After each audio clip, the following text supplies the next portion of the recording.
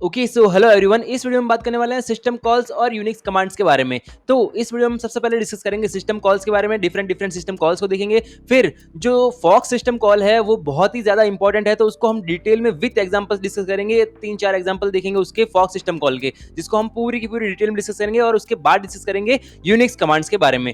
तो जो last video हमने कवर किया था, लास्ट वीडियो में हमने देखा था कि कुछ यूजर मोड था, कर्नल मोड था। तो हम जो है बाय डिफॉल्ट जो है यूजर मोड पे ही हम वर्क करते हैं। कर्नल मोड जो है हमारे हार्डवेयर को एक्सेस करने के लिए या फिर ऑपरेटिंग सिस्टम की कोर फंक्शनैलिटी को एक्सेस करने के लिए कर्नल मोड पे हमें जाना पड़ता है, एक्सेस करना पड़ता है। ऑपरेटिंग सिस्टम की कोर फंक्शनैलिटीज को अगर हमें एक्सेस करना है तो हमें कर्नल मोड को एक्सेस करना ही पड़ेगा, उसके अंदर एंटर करना ही पड़ेगा। ठीक है, तो ये हमने लास्ट वीडियो में डिस्कस कर लिया था। अब तो अगर हम डेफिनेशन की बात करें सिस्टम कॉल की, तो सिस्टम कॉल मेनली है क्या? तो हम मेनली तो किस पे है, access normally in user mode, यानी कि हमारा जो यूजर है वो अभी फिलहाल यूजर मोड में है। अगर उसको कर्नल मोड मतलब एक्सेस करना है, उसको कर्नल मोड के अंदर जाना है, तो वो सिस्टम कॉल्स को यूज करता है। अब सिस्टम कॉल क्या है? Programmatic way to shift from user mode to kernel mode, यानी कि एक वे है, हम जनरेट करते हैं कमांड्स को, उसकी वजह से हम उसके एग्जीक्यूट करने के बाद हम यूजर मोड से कर्नल मोड में जाते हैं। ये है सिस्टम कॉल। ठीक है, अब ये क्या करती है? Provides access to functionalities of kernel and operating system, यानी कि ऑपरेटिंग सिस्टम और कर्नल की फंक्शनैलिटीज को प्रोवाइड कौन करती है? System calls. यानी कि इसका अगर हम एग्जांपल के तौर पे समझे, तो हम मान लो कि एक सी प्रोग्राम लिख रहे हैं। मान लो आपने एक सी प्रोग्राम लिखा, डॉट सी फाइल से आपने एक सी प्रोग्राम लिखा। मान लो कि आपको 2 नंबर ऐड करवाने हैं, बट जो आपका प्रोग्राम है, ये जो 2+2 की कैलकुलेशन है, वो प्रोसेसर हैंडल कर लेगा उसकी। बट आप चाहते हो कि या तो आप उसका प्रिंट निकाल लो या फिर जो है वो मॉनिटर पे भी प्रिंट हो। तो वो किसका काम है? वो काम है ऑपरेटिंग सिस्टम का काम। यानी कि इसको अगर प्रिंट करवा रहे हैं, अगर मान लो इसकी कैलकुलेशन करनी है, वो तो प्रोसेसर हैंडल कर लेगा, वो यूजर लेवल पे कर लेगा। बट अगर मान लो आपको मॉनिटर को एक्सेस करना है, आपको प्रिंटर को एक्सेस करना है, आपको बहुत सारे जो है डिवाइसेस एक्सेस करने हैं, तो आपको कर्नल से ही करना पड़ेगा। कर्नल वाया ओएस, यानी कि ऑपरेटिंग सिस्टम। ठीक है, तो इससे ही आपको रिक्वायर्ड होगा, इसमें आपको एंटर करना ही पड़ेगा। तो जब तक वो डॉट सी जो प्रोग्राम है, जब तक वो प्रिंट मतलब जहां पे वो प्रिंट नहीं कर रहा है, कैलकुलेट कर रहा है, तब तक तो वो प्रोग्राम है। बट जैसे ही उसको अपने मॉनिटर पे प्रिंट करवानी या फिर प्रिंटर को एक्सेस कर रहे हैं, तो प्रोग्राम क्या हो गया? वो प्रोग्राम बन गया प्रोसेस। तो ऐसे बन गया, हमारा जो प्रोग्राम था वो प्रोसेस बन गया। अब अगर हम फाइल एक्सेस एग्जांपल देखें, तो to access files like transition changing data in hard disk file, तो हमें किसको एक्सेस करना पड़ेगा? हमें कर्नल मोड, हमारा उसकी जरूरत होगी, हमें कर्नल मोड की जरूरत होगी। किसके लिए? फाइल्स को एक्सेस करने के लिए हमें कर्नल मोड की जरूरत होगी। Devices and resources are govern by operating system. जो डिवाइसेज है और जो सारे के सारे रिसोर्सेज है, रैम वगैरह, ये किसके द्वारा मिलते हैं हमें? ये ऑपरेटिंग सिस्टम प्रोवाइड करता है हमें। कर्नल क्या है? Main logical unit of operating system. हमने पहले भी बात कर रखी है इस बारे में कि कर्नल क्या है। कर्नल जो है लॉजिकल यूनिट है, मेन जो लॉजिकल यूनिट है ऑपरेटिंग सिस्टम का, वो है कर्नल हमारे पास। ठीक है, तो direct use of system calls, अगर हम लिनक्स की बात करें, तो हम system calls can be use directly in C program in text editors. जब हम लिनक्स पे कुछ काम करते हैं, जो मान लो उसमें हमने टेक्स्ट एडिटर खोला, तो वहां पे हम डायरेक्टली जो है वो अपनी सिस्टम कॉल्स लिख सकते हैं। अब आप बोल रहे हो कि यार सिस्टम कॉल्स आप इतनी देर से बताए जा रहे हो, इसका कुछ एग्जांपल तो दो। तो अगर हम बात करें एग्जांपल की, तो रीड होगी, राइट होगी, क्लोज होगी, ओपन, फॉक वगैरह, ये सारी की सारी कमांड्स और इससे भी बहुत ज्यादा कमांड जो हमारे पास होती है, वो सिस्टम कॉल्स बोलते हैं हम इनको। सिस्टम कॉल को हम जनरेट करते हैं, उसके बाद एग्जीक्यूट करके हम कर्नल मोड में एंटर करते हैं। ये बेसिक फंडा आप समझ लीजिए। अब इसमें जो फॉक कमांड है वो बहुत ही ज्यादा इंपॉर्टेंट है, इसके बारे में क्वेश्चन मोस्टली आता ही आता है। तो अगर हम लिनक्स की बात करें, तो लिनक्स में हंड्रेड्स ऑफ सिस्टम कॉल्स है। अगर हम अकेले विंडोज की बात करें, तो उसमें 700 सिस्टम कॉल है, अप्रोक्सीमेट इतनी कॉल्स है। ठीक है, तो इन सारों को आप याद कैसे रखेंगे? इनको याद रखने की जरूरत नहीं है, जो इंपॉर्टेंट है मैं आपको बता देता हूँ। ठीक है, तो अगर हम एपीआईज और लाइब्रेरीज की बात करें, तो many operating system do not require writing system calls directly. यानी कि बहुत सारे जो है ऑपरेटिंग सिस्टम है, जैसे आप भी तो कहाँ सिस्टम कॉल्स को मतलब ऐसे लिखते हो, वो अपने आप एग्जीक्यूट होती है, वो अपने आप जनरेट होती है। तो many operating system do not require writing system calls directly, use API या फिर local libraries like printf, scanf. अगर आप मान लो कि सी प्रोग्रामिंग बैकग्राउंड से बिलोंग करते हो, तो वहाँ पे हम सी का प्रोग्राम लिखते हैं, तो वहाँ पे हम लिखते हैं ना कि प्रिंटफ, स्कैनफ। तो प्रिंटफ क्या कर रहे हैं हम? प्रिंटफ कोई सिस्टम कॉल नहीं है, ये क्या है? ये फंक्शन है जो कि उस सिस्टम कॉल को इंटरनली यूज कर रहा है। ठीक है, तो हम प्रिंटफ को किसके लिए प्रिंट करवाने के लिए यूज करते हैं? तो यहाँ पे जो है वो सिस्टम कॉल नहीं है प्रिंटफ, बट जो है वो प्रिंटफ एक फंक्शन ही है जो उस जो सिस्टम कॉल है हमारी, उसको इंटरनली एक्सेस कर रहा है। अगर हम कैटेगरीज की बात करें, तो हमारे पास वैसे तो बहुत सारी सिस्टम कॉल्स है, जैसे कि आप अपन देखें मैनी ओएस में हमारे पास अप्रोक्सीमेट 300 सिस्टम कॉल्स है, विंडोज 7 में हमारे पास 700 अप्रोक्सीमेट है। तो यहाँ पे हमने इसको कैटेगराइज कर रखा है। कैटेगराइज कैसे कर रखा है? यहाँ पे हमने पहले कैटेगरी में हम देखें तो हमारे पास है file related system call. File related system calls में हमारे पास इतनी सारी है फाइल रिलेटेड सिस्टम कॉल, इसको हम किसके लिए यूज करते हैं? मेनली जो हमारा प्रोग्राम एग्जीक्यूशन है, प्रोग्राम बिकम्स अ प्रोसेस। अभी हमने देखा, जो हमने सी में प्रोग्राम लिखा था, वो जैसे ही प्रोसेस बन गया तो उसमें हम प्रोग्राम को एग्जीक्यूट करने के लिए हम फाइल रिलेटेड सिस्टम कॉल्स को यूज करते हैं। Process reside in RAM with OS kernel, ये भी हमने देख लिया। Process can not access file directly, यानी कि जो प्रोसेस है वो फाइल को डायरेक्टली एक्सेस नहीं कर सकता, उसके लिए वो उसको कर्नल को हो एक्सेस करना पड़ेगा। Must use system call via kernel, यानी कि हमारे पास सिस्टम कॉल जनरेट होगी और उसके बाद जो है कर्नल हमें एक्सेस करने को मिलेगा। फिर इसके फाइल रिलेटेड टास्क में हमारे पास कौन कौन सी आती है? क्रिएट सिस्टम कॉल आती है, ओपन आती है, रीड आती है, राइट आती है। ये सारी कॉल्स क्या है? File related system calls. अब सेकंड क्या है? सेकंड है device related system call. Device related में क्या होता है हमारे पास कि used for accessing device, like hardware, hard disk, printer, monitor. अभी हमने देखा कि हमें प्रिंटर और मॉनिटर को एक्सेस करने की जरूरत थी, तो हम डिवाइस रिलेटेड सिस्टम कॉल्स को यूज करते हैं ये प्रिंटर और मॉनिटर वगैरह को एक्सेस करने के लिए। User can not access directly, यानी कि हार्डवेयर जो है यूजर्स डायरेक्टली एक्सेस नहीं कर सकता। Users must use system calls, यानी सिस्टम कॉल्स हमें यूज करनी पड़ेगी। यहाँ पे सिस्टम कॉल्स आती है read, write, reposition values, access attributes वगैरह, इनके लिए हमारे पास आती है। ये सारे टास्क परफॉर्म करने के लिए हमारे पास डिवाइस रिलेटेड सिस्टम कॉल्स आती है। और ये क्या इंक्लूड करती है? आईओ कंट्रोल, IOCTL करके एक कमांड होती है। लाइक आईओ कंट्रोल का मतलब इनपुट आउटपुट ऑपरेशन, जिसको हमने प्रीवियस में भी देखा है, प्रीवियस वीडियोस में, ठीक है। अब नेक्स्ट कैटेगरी हमारे पास information related system call. Information related आप बोलोगे कैसे? तो use to get information about processes, device and attributes. Like कि अगर आप मान लो एक फाइल है, तो उस फाइल का डेटा जो है, जैसे मान लो एक ऑडियो फाइल है, उसके अंदर जो एक डेटा है, कुछ गाना बज रहा है, बट उस फाइल की साइज क्या है, उस फाइल की डिटेल्स जो सारी है, यानी कि मेटा डेटा इसको बोलते हैं। मेटा डेटा किसको बोलते हैं? हम डेटा का डेटा जो है, फाइल का डेटा क्या है हमारे पास, फाइल की साइज क्या है वगैरह वगैरह। तो ये इसके रिलेटेड इन्फॉर्मेशन के लिए हम इन्फॉर्मेशन रिलेटेड सिस्टम कॉल्स को यूज करते हैं। इसके एग्जांपल अगर देखें तो गेट पीआईडी, यानी कि प्रोसेस आईडी अगर हमें चाहिए, गेट पीपीआईडी यानी कि पेरेंट प्रोसेस आईडी अगर हमें चाहिए, तो हम ये सारी कमांड्स को हम यूज करते हैं। अब आगे बढ़े तो नेक्स्ट कैटेगरी हमारे पास है प्रोसेस कंट्रोल सिस्टम कॉल्स, यानी कि use to load processes. Process को लोड करने के लिए हमारे पास काम आती है process control system calls. Programs stored in secondary memory need loading in main memory to execute. ये हमने बहुत बार डिस्कस कर रखा है कि जो हमारा जो प्रोग्राम्स है वो कहाँ पड़े हैं। .c फाइल आपने कहाँ सेव कर रखी है? वो आपने हार्ड डिस्क में सेव कर रखी है, परमानेंट सेव कर रखी है, तो उसको हमारी मेन मेमोरी में लानी है। मेन मेमोरी यानी कि रैम में लाने के लिए हमारे पास प्रोसेस कंट्रोल सिस्टम कॉल्स आती है। तो फॉक हमारे पास इसमें एक सिस्टम कॉल आती है। फॉक वो है बहुत ही इंपॉर्टेंट है। ये किसके लिए यूज होती है? ये हमारे पास होती है मल्टी प्रोसेसिंग के लिए यूज। ये क्या करती है? ये क्रिएट करती है child processes, exact clone of parent. जैसे मैंने लास्ट वीडियो में भी एग्जांपल लिया था, जैसे मेरे पास एक माइक है, अब इस माइक को मेरे को मूव करना है, तो मैं कैसे मूव करूंगा? या तो मेरा एग्जैक्ट कोई क्लोन आ जाए, या फिर जो है मेरा एक नया तीसरा हाथ निकल के इसको मूव कर दे, क्योंकि मेरे दोनों हाथ तो बिजी है। तो इसको हम फॉक को किसके लिए यूज करते हैं? मेरे एक क्लोन बना रहा हूं, जैसे कि इस माइक को अगर मेरे को हटाना है इधर से, तो एक मेरा क्लोन बन जाएगा, वो मेरा चाइल्ड क्लोन होगा जो आके मेरा काम कर देगा, ठीक है। तो ये क्या हुआ? यहाँ पे जो फॉक सिस्टम कॉल है वो इसके लिए काम आती है हमारे पास, create child processes, exact clone of parent, यानी कि पेरेंट का exact clone. Parent continues child executes, multi processing environment create करने के लिए हमारे पास काम आता है, क्योंकि हमारे पास मल्टीपल प्रोसेसेस रन कर रहे हैं ना, तो उस एनवायरनमेंट को क्रिएट करने के लिए हमारे पास प्रोसेस कंट्रोल सिस्टम कॉल्स में फॉक सिस्टम कॉल काम आती है। अगर हम अदर एग्जांपल की बात करें तो wait signal for process synchronization, memory allocation, ये सारी हमारे पास होती है। अब अगली कैटेगरी की बात करें तो कम्युनिकेशन सिस्टम कॉल्स। कम्युनिकेशन किसके लिए काम आती है? अब नाम से पता चल रहा है, inter process communication. Inter process communication मतलब यानी कि जो दो प्रोसेस है आपस में कम्युनिकेट कैसे करेंगे, उसके लिए हमारे पास कम्युनिकेशन सिस्टम कॉल्स आती है। तो इसके लिए मेथड्स हमारे पास पाइप्स होते हैं, शेयर्ड मेमोरी होती है। इसके अगर हम एग्जांपल की बात करें तो पाइप कॉल हो गई, SHM गेट कॉल हो गई। ये किसके लिए काम आती है? क्रिएट करना, टर्मिनेट करना, कनेक्शन को क्रिएट कर दिया, टर्मिनेट कर दिया। इंटर प्रोसेस कम्युनिकेशन के लिए कम्युनिकेशन सिस्टम कॉल्स हमारे पास काम में आती है। और नेक्स्ट कैटेगरी क्या है हमारे पास? नेक्स्ट कैटेगरी एक हम और भी बोल सकते हैं कि protection and security system calls भी बोल सकते हैं, जिसमें हमारे पास रिलेटेड प्रिविलेजेस, लाइक एग्जांपल की बात करें तो CHMOD, UMask, यानी कि CHMOD किसके लिए आती है? मोड को चेंज करने के लिए, use to change file permission को चेंज करने के लिए। तो ये किसके लिए होती है? ये protection and security system calls के लिए होती है। अब ये सारी तो हो गई सिस्टम कॉल्स की कैटेगरीज के बारे में बात, बट जो मेन इंपॉर्टेंट चीज है यहाँ पर, मेन इंपॉर्टेंट चीज क्या है हमारे पास? Fock system call. यानी कि फॉक सिस्टम कॉल जो है बहुत ही ज्यादा इंपॉर्टेंट है, यानी कि मेरा जो है क्लोन आएगा और क्लोन माइक हटाएगा।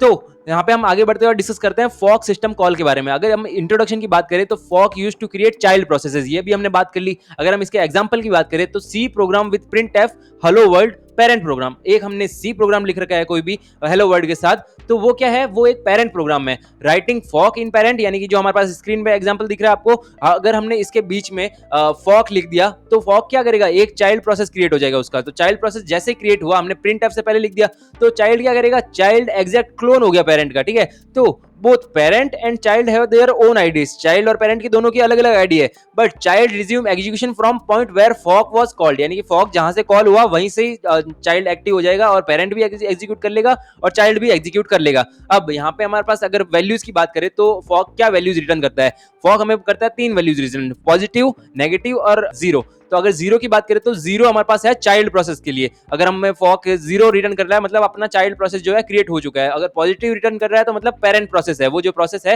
यानी कि +1 भी बोल सकते हैं इसको हम, तो +1 या फिर पॉजिटिव बोल सकते हैं, तो वो पेरेंट प्रोसेस है हमारे पास। अगर -1 की बात करें यानी कि नेगेटिव वैल्यू की बात करें तो यहाँ पे एरर आ गया कि हमारे पास जो है चाइल्ड क्रिएट नहीं हुआ है। बट जनरली हम जो है टिपिकली 2 केसेस को ही कंसीडर करके चलते हैं कि हमारे पास सक्सेसफुली हमारा जो है चाइल्ड क्रिएट हो चुका है, पॉजिटिव और जीरो। अब अगर हम एग्जाम्पल प्रोग्राम की बात करें तो हमारे पास एक एग्जाम्पल देखते हैं हम कि हमारे पास स्क्रीन पे ये पूरा का पूरा डॉट सी में हमने पूरा प्रोग्राम लिख रखा है। तो हमारे पास क्या है, इसको हम एग्जीक्यूट कैसे करेंगे? तो हमारे पास प्रिंट एफ हेलो के पहले लिख रखा है हमने फॉक, तो हमारे पास विदाउट फॉक क्या होगा, एक बार हेलो प्रिंट हो जाएगा। ठीक है, तो अगर हमने प्रिंट एफ से पहले फॉक कॉल कर लिया तो फॉक में क्या होगा, फॉक में क्या होगा हमारे पास, एक तो पेरेंट है ही, पेरेंट तो पहले एग्जीक्यूट कर ही रहा था, उसको पहले प्रिंट कर ही रहा था हेलो, बट उसका एक चाइल्ड और क्रिएट हो गया, तो और क्रिएट हो गया क्या हो गया, वहां पे अब 2 बार हेलो प्रिंट हो जाएगा।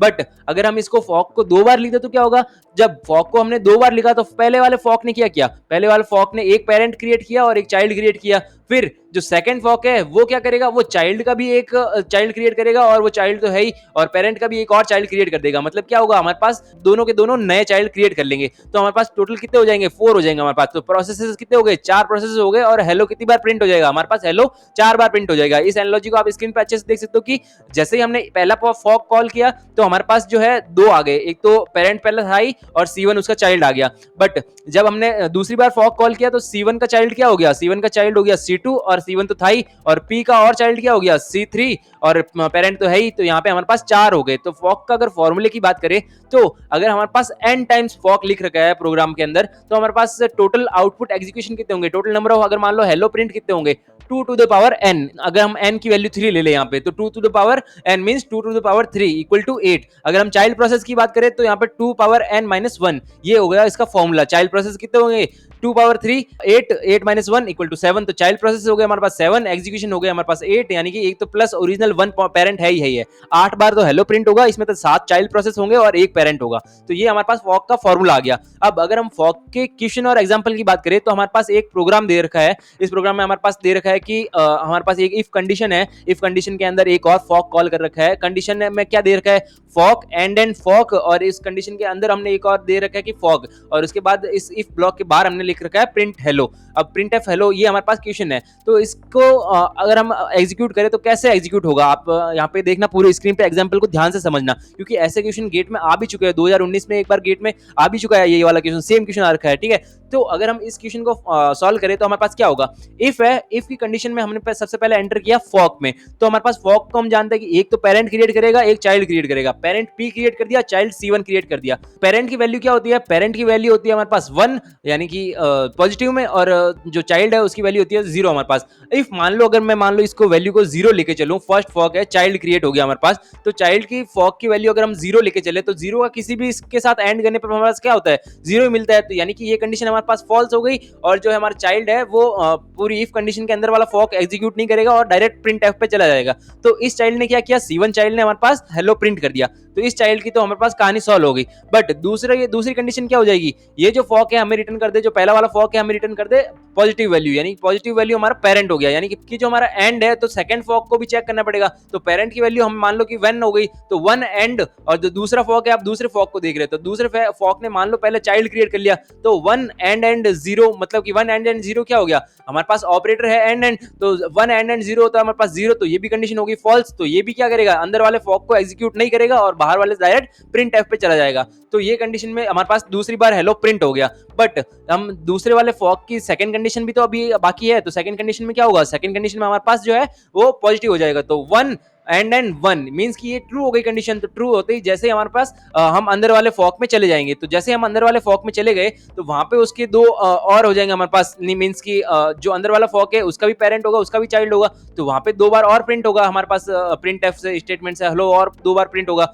तो पहले तो हमने देखा कि दो बार प्रिंट हो गया जब कंडीशन दो बार गलत हुई थी, और एक बार कंडीशन अगर सही हुई है तो हमारे पास दो बार और प्रिंट हो गए। तो टोटल हमारे पास कितने प्रिंट हो गए?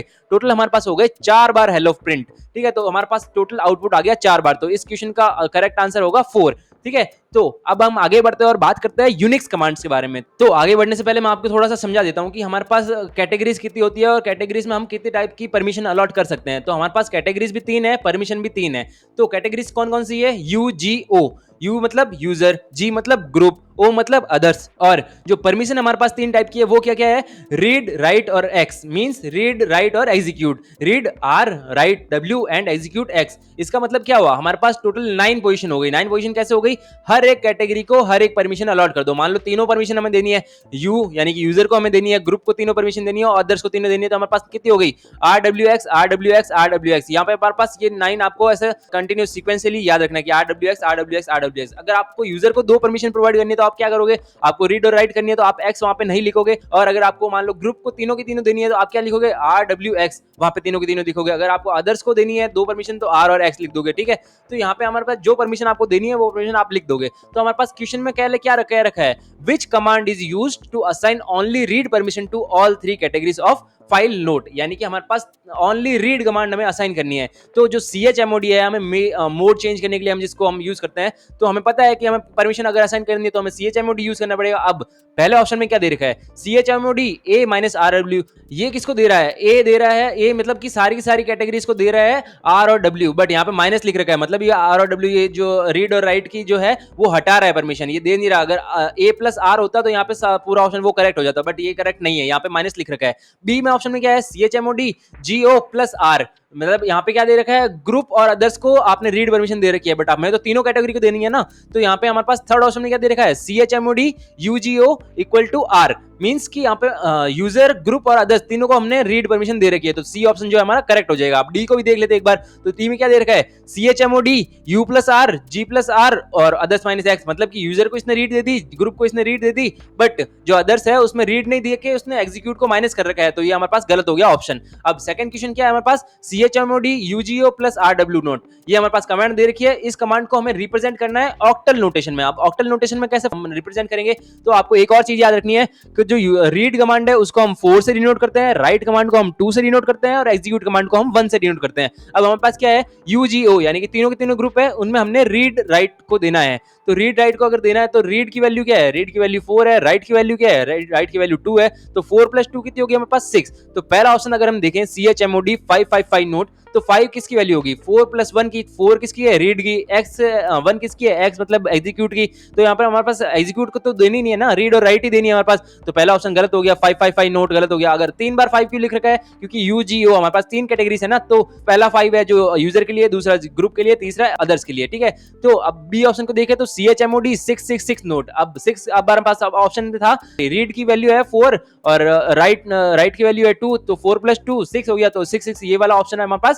राइट हो जाएगा। फिर क्वेश्चन 3 की बात करते हैं। क्वेश्चन 3 में हमारे पास क्या दे रखा है? Suppose you have a file fi whose contents are like यहाँ पे हमें कंटेंट दे रखे हैं 1 2 3 4 5 6 7 8 9 0 और A B C D E F G H I और जे, यहाँ तक पूरा ये कंटेंट दे रखा है। नाउ lseek हम इसलिए यूज करते हैं कि lseek is a system call used to move the write and read head to access data randomly. यानी कि हमें फाइल में जो है डेटा एक्सेस करना है रैंडमली, तो हम lseek को यूज करते हैं। lseek एक सिस्टम कॉल ही है, हमें राइट और रीड का जो है ओवरहेड हमें वो मूव करने के लिए हमें काम आता है। ठीक है, तो ये एक सिस्टम कॉल सी है। तो हमारे पास ऑपरेशन क्या दे रखा है? सबसे पहला ऑप्शन दे रखा है lseek n, 10 seek underscore current. अब आप ये सोचोगे कि आप इंडेक्सिंग से बताओगे या पोजिशनिंग से बताओगे। मैं यहाँ पे आपको पोजिशनिंग से बताऊंगा। पोजिशन मतलब आपको 1 से ही शुरू करना है, और इंडेक्सिंग कहां से शुरू होती है? इंडेक्सिंग मतलब 0th वैल्यू क्या है? 1, फर्स्ट वैल्यू क्या है? 2, ऐसे करके 0 1 2 3 से शुरू होती है इंडेक्सिंग वैल्यू। बट मैं आपको पोजिशन वे में समझा रहा हूं। तो पोजिशन वे में क्या होगा?